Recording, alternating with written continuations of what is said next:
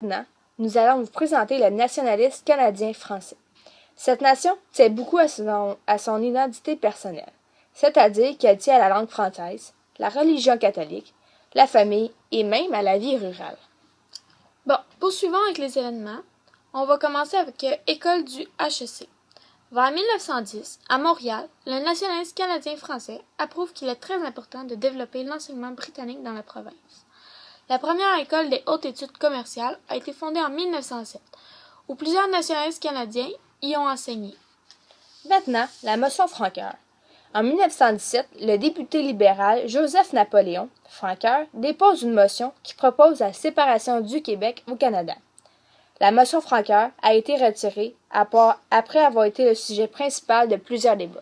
Poursuivons et finissons avec le Bloc populaire. Le Bloc populaire déclare l'indépendance du Canada face à la Grande-Bretagne et l'autonomie provinciale. En 1944, il compte 5 députés fédéraux. Le parti sera actif jusqu'en 1949. Bon, poursuivons avec les acteurs. Nous allons commencer avec Lionel Groulx, né le 13 janvier 1878 à Vaudreuil, à Québec, et décédé dans la même ville le 23 mai 1967. Il était un prêtre catholique, un enseignant, un historien, un professeur, un écrivain et un conférencier nationaliste québécois. Celui-ci déclara les valeurs traditionnelles comme la famille, le respect de la hiérarchie, l'éducation religieuse, l'agriculture et le mode de vie rural. Continuons avec André Laurando. Il est né le 21 mars 1912 à Montréal et il est décédé le 1er juin 1968 à Ottawa. Il était un romancier, un journaliste, un avocat et un homme politique canadien. Il a été chef au niveau provincial dans le parti politique du Bloc populaire canadien. Finissons avec Henri Bourassa. Il est né Joseph-Henri Napoléon le 1er septembre en 1868 à Montréal et il est mort le 31 août en 1952 à Montréal. Il a été journaliste et homme politique québécois. Il est le fondateur du quotidien Le Devoir qui a été créé en 1910. M. Bourassa est reconnu pour son désir de libérer le Canada ainsi pour sa défense des droits des Canadiens français. Maintenant, je vais vous lire un texte de Lionel Groulx. Il se rappelait aussi une parole terrible du père Fabien, un jour que tous deux discutaient le problème des mariages mixtes. Qui sait, avait dit le père, avec une franchise plutôt rude. Qui sait si notre ancienne noblesse canadienne n'a pas trop dû sa déchéance au mélange des sangs qu'elle a trop facilement accepté, trop souvent recherché. Certes, un psychologue eût trouvé le plus vif intérêt à observer leurs descendants. Ne vous paraît-il pas, mon ami, qu'il y a quelque chose de trouble, de follement anarchique dans le passé de ces vieilles familles? Comment expliquez-vous le délire, le vertige avec lequel trop souvent les rejetons de ces nobles se sont jetés dans le déshonneur et dans la ruine?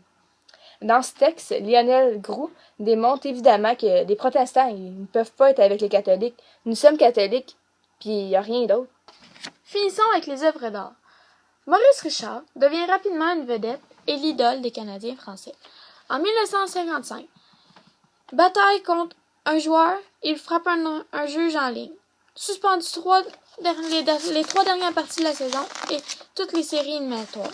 Plus tard, une émeute éclate en signe de protestation contre la sanction. Cela représente la révolte des Canadiens français. En 1923, Alfred Laliberté a réalisé ce buste en bronze. Beaucoup d'artistes de cette époque représentaient des héros historiques ou des figures saintes. Toujours à la page 15 du document Culture et mouvement de pensée, en dessous de nationalistes canadiens-français et à côté de liens avec Henri Bourassa, écrivez que Henri Bourassa a été le principal porte-parole du nationalisme canadien-français et qu'il a fondé Le Devoir pour y transmettre ses idées.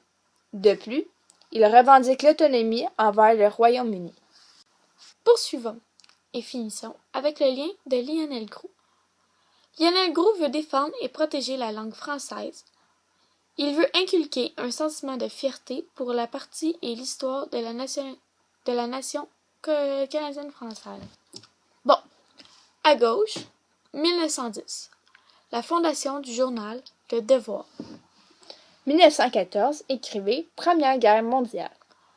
1917, Fondation Revenu Action française qui devient l'Action nationale en 1933.